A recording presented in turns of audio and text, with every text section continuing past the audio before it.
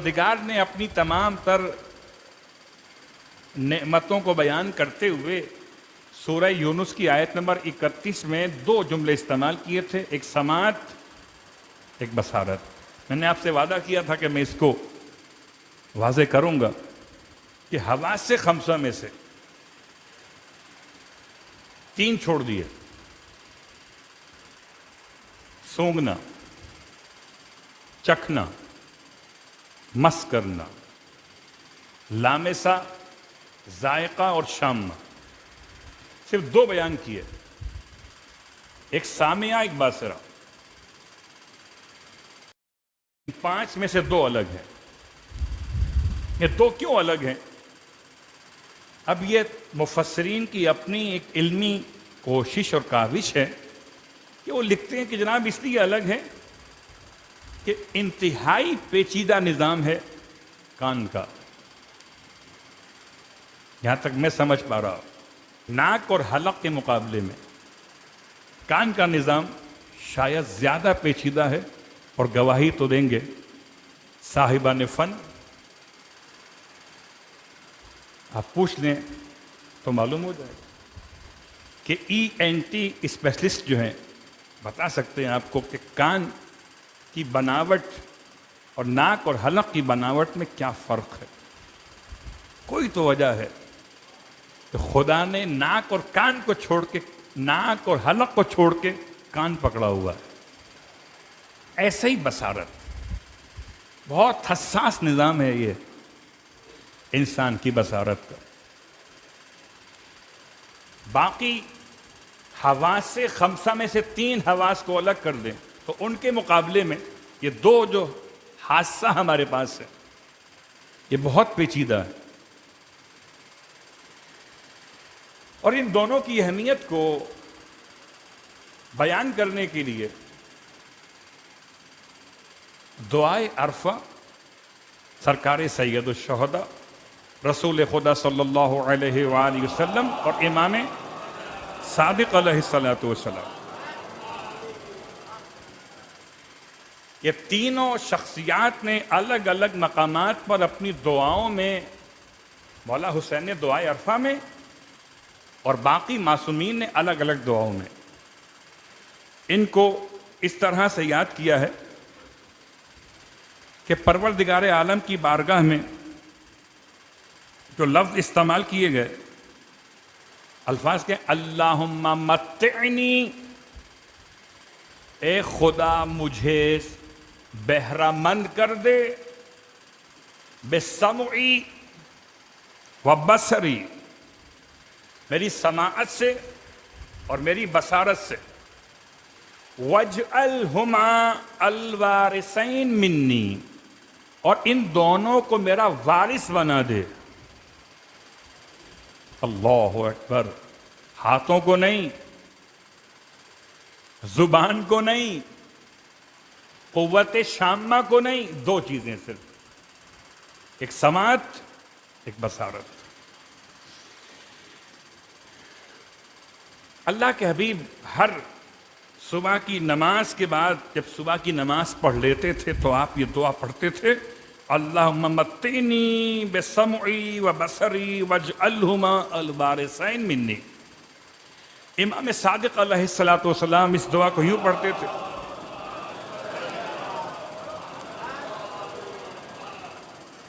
کہ اللہم اجعلنی اخشاک کانی اراک، اے خدا مجھے ایسا بنا دے کہ میں تجھ سے ایسے ڈروں جیسے کہ تجھے دیکھ رہا ہوں۔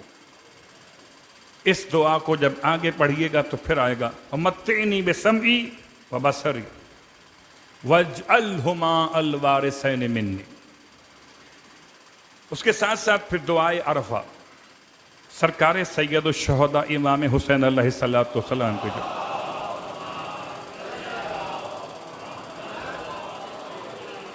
اللہم اجعل غنایا فی نفسی، اے خدا مجھے نفس کے اعتبار سے بے نیاز کر دے،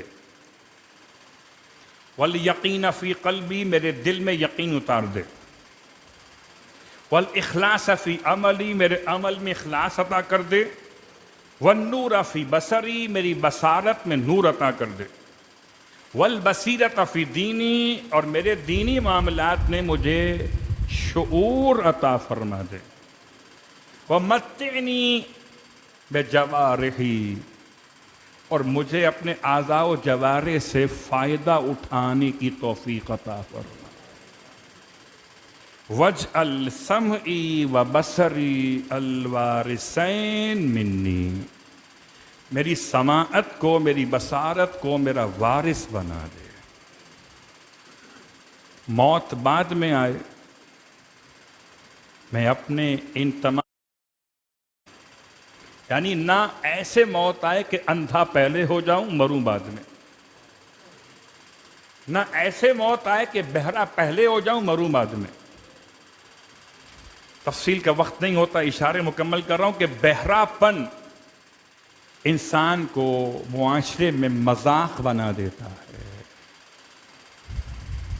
اندھا پن انسان کو مسکین بنا دیتا ہے، بیچارہ اندھا ہے، اسے دکھائی نہیں دیتا۔ لوگ گونگے پر کم رحم کھاتے ہیں، اندھے پر زیادہ رحم کھاتے ہیں۔ غور کیجئے گا میری بات کے اوپر۔ امام چاہتے ہیں مومن ایسا اس کا مذاق نہ بنے،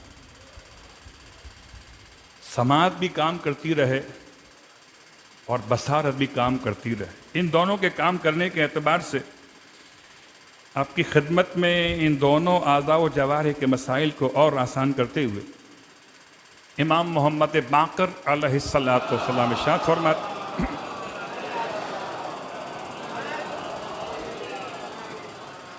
کہ بہرے پن کو دور کرنے کے لیے اپنے ہاتھوں کو اپنے کان پہ رکھے۔ کان، امام فرماتے جب کان میں درد ہو، بہرا پن ہو جائے، اس کا علاج کیسے کرو گے؟ سورہ حشر کی آخری آیات پڑھو، لو انزلنا ھذا القرآن علی جبل سے آخر سورہ تک، اول و آخر درود ہو کہ اس کے بغیر کوئی دعا قبول نہیں ہوتی، اور درمیان میں سورہ حشر کی یہ آیات ہوں، لو انزلنا ھذا القرآن علی جبل سے آخر سورہ تک، آخر سورہ تک۔ بہرا پن دور کرنے کے لیے پانچویں امام کی روایت سن لیا آپ نے۔ چھٹے امام کی روایت یہ ہے، جب شخص سے مریض نے آ کر شکایت کی مولا سماعت کمزور ہو گئی ہے، سنائی اونچا دیتا ہے، ذرا زور سے کوئی بولے سنتا ہوں، فرمائے جاؤ جا کے تسبیح فاطمہ زہرا پڑھو، اللہم صلی علی محمد وعلی آلہ۔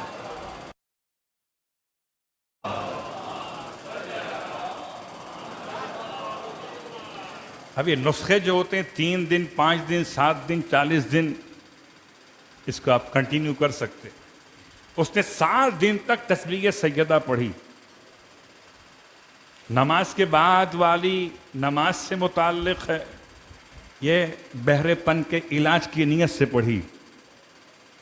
7 دن کے بعد امام کی خدمت میں آیا، کہتا مولا ایسے سن رہا ہوں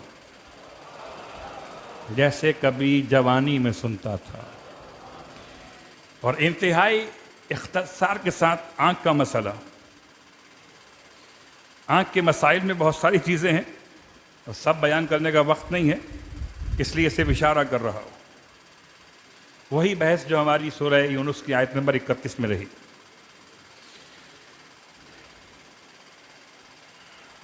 الفاظ کیا ہیں؟ الفاظ یہ ہیں کہ اگر آنکھ میں کوئی تکلیف ہو، آنکھ میں درد ہو، تو آنکھ پر آیت الکرسی پڑھے،